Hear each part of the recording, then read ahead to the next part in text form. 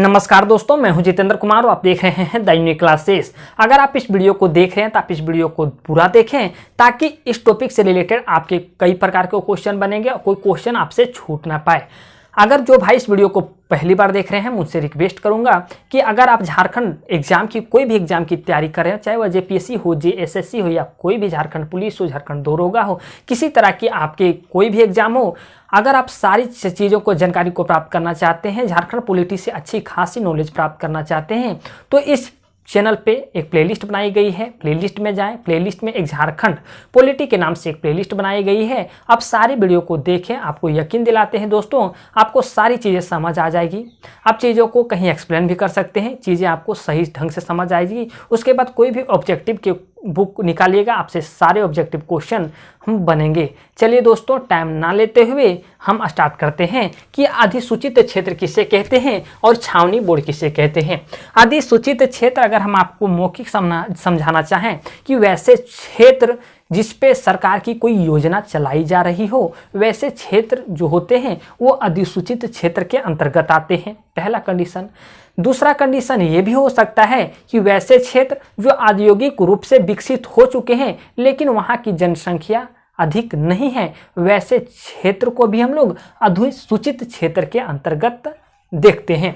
इसे आप कहीं कहीं ये बोर्ड जरूर लिखा हुआ रहता है, नोटिफाइड एरिया, तो आप चीज़ों को समझ शायद नहीं पाते होंगे कि नोटिफाइड एरिया लिखने के पीछे क्या कारण रहा होगा। तो यही कारण है, दो कंडीशन रहता है जिसके कारण उस एरिया को अधिसूचित क्षेत्र के अंतर्गत रखा जाता है। पहला हम कंडीशन आपको लिखाते हैं कि कौन ऐसे एरिया को हम लोग अधिसूचित क्षेत्र के अंतर्गत रख सकते हैं। पहला लिखिए कि वैसे क्षेत्र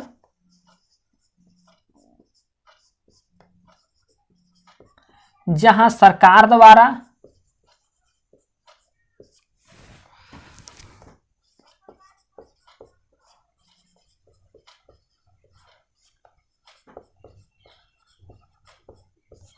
कोई योजना चलाई जाती हो,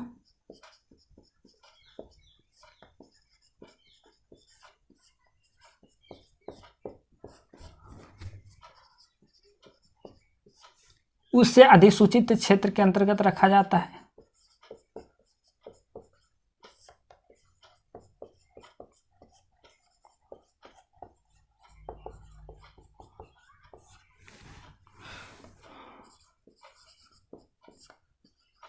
जैसे आपको पता है कि सरकार द्वारा बहुत सारी योजनाएं चलाई जाती है, अगर वह योजना जो चलाई जा रही है वह उसी क्षेत्र में अगर किसी खास क्षेत्रों पे कोई सरकार द्वारा योजना चलाई जा रही है तो वह जो क्षेत्र है वह अधिसूचित क्षेत्र के अंतर्गत आता है। दूसरा कंडीशन ये भी हो सकता है कि वैसे क्षेत्र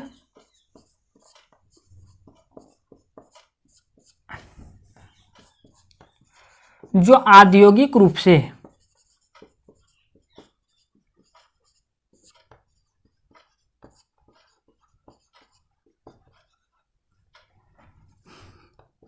विकसित हो चुके हैं,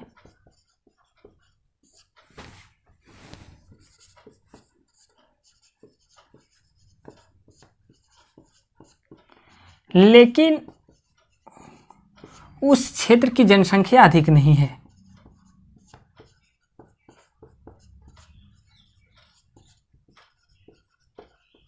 उस क्षेत्र की जनसंख्या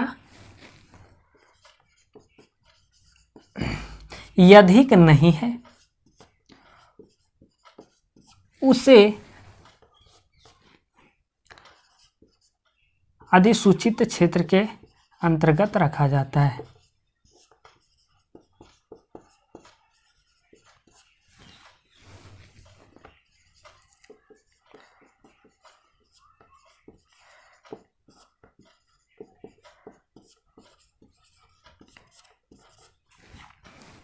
जैसे यहां नगर पालिका की व्यवस्था भी नहीं अपनाई जाएगी। अब बताइएगा कि नगर पालिका की व्यवस्था क्यों नहीं अपनाई जाएगी। आप यहाँ चीज़ों को समझिएगा। यहाँ औद्योगिक रूप से विकसित तो हो चुके हैं, आपके मन में ये आ रहा होगा कि औद्योगिक रूप से अगर विकसित तो हो चुके हैं तो ये तो शहर बन गए। अगर ये शहर बन गए तो यहाँ तो नगर पालिका की व्यवस्था तो अपनानी चाहिए थी, या तो अगर बहुत बड़ा शहर हो तो यहाँ नगर निगम की व्यवस्था अपनाना चाहिए थी, है ना। नगर पालिका या तो नगर निगम की व्यवस्था क्यों नहीं अपनाई गई यहाँ।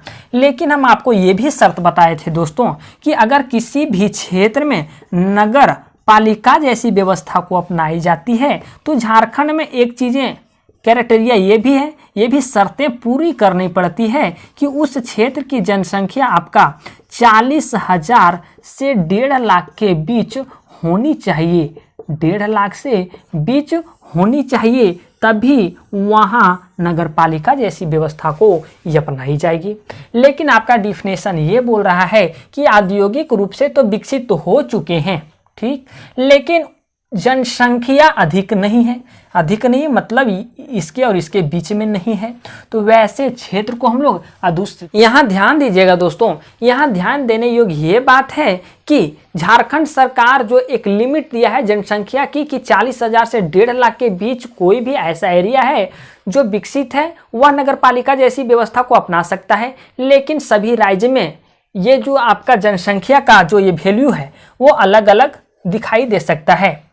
कहीं कहीं आपको 60,000 से 2 लाख के बीच भी मिल सकता है। तो ये हम झारखंड की बात करते हैं तो झारखंड में जो है यह शर्त है कि किसी भी एरिया में 40,000 से 1.5 लाख के बीच अगर जनसंख्या रह रही है तो वहाँ डेफिनेटली सी बात है कि वहाँ जो है आपका नगर पालिका जैसी व्यवस्था को अपनाई जा सकती है। लेकिन ये आपका एरिया है औद्योगिक रूप से विकसित है, हम मान रहे हैं कि शहर का रूप ले चुका है, लेकिन यहाँ जो है आपके जनसंख्या अधिक नहीं है। तो जनसंख्या अधिक नहीं है तो ऐसे अवस्था में नगर पालिका जैसी भी व्यवस्था को यहाँ नहीं अपनाई जा सकती है। आप पहले इसे स्क्रीनशॉट ले लें, इसके 1-2 पॉइंट और लिखवा देते हैं। उम्मीद है आप इसे स्क्रीनशॉट ले लिए होंगे। 2 कंडीशन लिखा है, अगर कोई सरकार योजना चला रही है फिर भी उस एरिया को नोटिफाइड एरिया के अंतर्गत रखा जाता है। अगर वैसे क्षेत्र जो औद्योगिक रूप से तो विकसित हो चुके हैं लेकिन वहाँ की जनसंख्या अधिक नहीं है तो वैसे क्षेत्र को भी हम लोग अधिसूचित क्षेत्र के अंतर्गत देखते हैं। पहला पॉइंट देखिए, अधिसूचित क्षेत्र के अंतर्गत जो है कुछ लोग कार्य करते हैं, ठीक, मान लिया जाए कोई योजना चलाई जा रही है तो वहाँ तो कार्य करेंगे। सरकार द्वारा अगर कोई योजना जा रही है तो वहाँ लोग कार्य करेंगे। अब ये कार्य करेंगे तो यहाँ है कि कार्य करने के क्रम में अगर सरकार की योजना चल रही है तो यहाँ 2 ही व्यक्ति लोग काम कर सकते हैं। पहला एक होता है नॉमिनेटेड व्यक्ति और एक आपके होते हैं इलेक्टेड व्यक्ति। तो यहाँ ध्यान दीजिएगा कि अधिसूचित क्षेत्र में कार्य करने वाले जो लोग होते हैं वो सभी के सभी नॉमिनेटेड होते हैं, इलेक्टेड नहीं होते हैं। क्या होते हैं? अधिसूचित क्षेत्र में काम करने वाले सारे के सारे जो लोग होते हैं वो नॉमिनेटेड होते हैं, जिसे आप लोग नामित के नाम से जानते हैं, जिसे सरकार नॉमिनेट करती है, नामित करती है। ये निर्वाचित नहीं होते हैं, निर्वाचित लोग इस एरिया में काम नहीं करते हैं। उम्मीद है चीज़ें आपको समझ आई होगी। अधिसूचित क्षेत्र क्या है, कौन लोग यहाँ काम करते हैं, ठीक। आइए अब हम लोग देखते हैं छावनी बोर्ड। छावनी बोर्ड वैसे क्षेत्र जहाँ इंडियन आर्मी रहते हो, अर्थात इंडियन आर्मी का परिसर हो। वैसे क्षेत्र जहाँ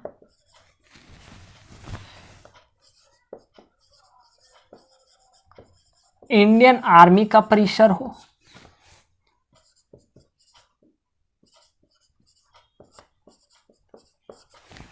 या तो वैसे क्षेत्र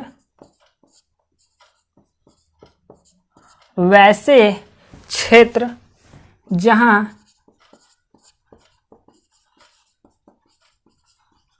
इंडियन आर्मी का बटालियन स्थापित हो।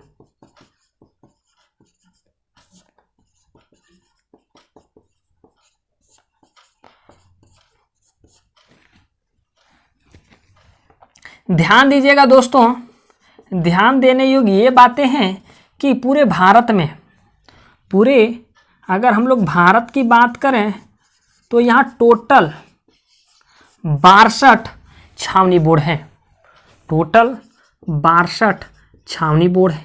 और टोटल 62 छावनी बोर्ड में आपका झारखंड में भी एक छावनी बोर्ड है जो आपका रामगढ़ में स्थित है, रामगढ़ में स्थित है। ये छावनी बोर्ड जो कार्य करती है, छावनी बोर्ड जो कार्य करती है वह केंद्र सरकार के अधीन होती है, केंद्र सरकार के अधीन होती है। छावनी बोर्ड केंद्र सरकार के अधीन होती है और ये रक्षा मंत्रालय के निर्देशानुसार कार्य करती है, रक्षा मंत्रालय के निर्देश पे काम करती है, काम करती है। चीजों को आप लिखिए।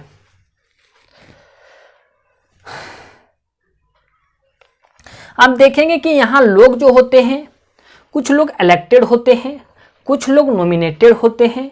इलेक्टेड लोगों की कार्यकाल कितने दिनों तक होती है, अब नॉमिनेटेड लोगों की कार्यकाल कितने दिनों तक होती है। अगर आप लिख नहीं पाते हैं चीज़ों को तो आप पहले स्क्रीनशॉट ले लिया कीजिए, या तो जिस समय हम लिखते हैं उसी के क्रम में आप लिखा कीजिए। छावनी बोर्ड में कुछ सदस्य होते हैं, ठीक। अब ये सदस्य होते हैं तो कुछ जो लोग होते हैं वो इलेक्टेड होते हैं, क्या होते हैं, कुछ लोग इलेक्टेड होते हैं और कुछ लोग जो होते हैं वो नॉमिनेटेड होते हैं। ध्यान दीजिएगा, जो इलेक्टेड व्यक्ति होते हैं उनका कार्यकाल पूछे तो 3 वर्ष का होता है उनका कार्यकाल, और नॉमिनेटेड का अधिक होता है, अधिक होता है, 3 वर्ष से अधिक होता है। अब प्रश्न ये भी आता है कि इलेक्टेड लोग कौन, बाहरी लोग होते हैं या उस सेना के ही सदस्य होते हैं। तो आपका जवाब होगा कि वो सेना के ही सदस्य होते हैं, सेना के सदस्य होते हैं, ठीक। ये भी आपके सेना के ही सदस्य होते हैं। और ये जो कार्यकारी जो अधिकारी यहाँ नियुक्त किए जाते हैं, इस परिसर में कार्यकारी अधिकारी के रूप में एक व्यक्ति को नियुक्त किया जाता है। ये कार्यकारी ये जो करती है वो सरकार ही नियुक्त करती है, सरकार नियुक्त करती है।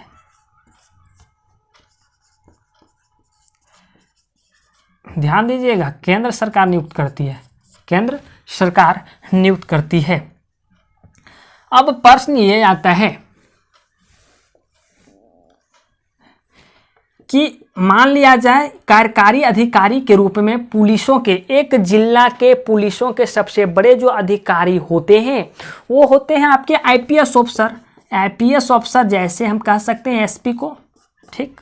रामगढ़ में भी छावनी बोर्ड है तो वह भी एक जिला है, वहाँ भी एक एसपी होंगे, तो इस पुलिस के सबसे बड़े अधिकारी तो एसपी होने चाहिए।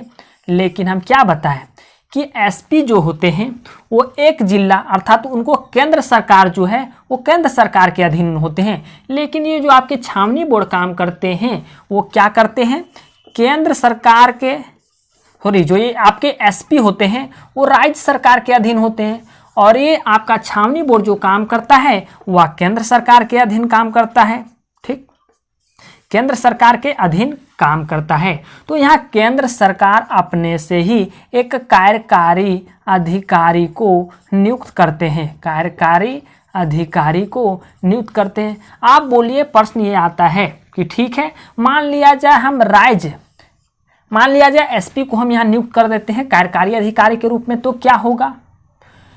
हालांकि है तो ये केंद्र के अधीन, कोई बात नहीं, मान लिया जाए एसपी को नियुक्त करते हैं। देखिए प्रश्न ये आता है कि अगर आप एसपी को नियुक्त करते हैं तो इनको जो डिफेंस लाइन की जो कार्य करने की शैली होगी, आपके जो आर्मी के कार्य करने की जो शैली होगी कुछ अलग होगी, और ये आपके एसपी जो हैं उनकी कार्य करने की जो शैली होगी कुछ अलग होगी। ये लाइन कुछ अलग हो जाता है, इनका लाइन एसपी का कुछ लाइन अलग हो जाता है, इनका भी एक डिफेंस लाइन का अलग कुछ हो जाता है।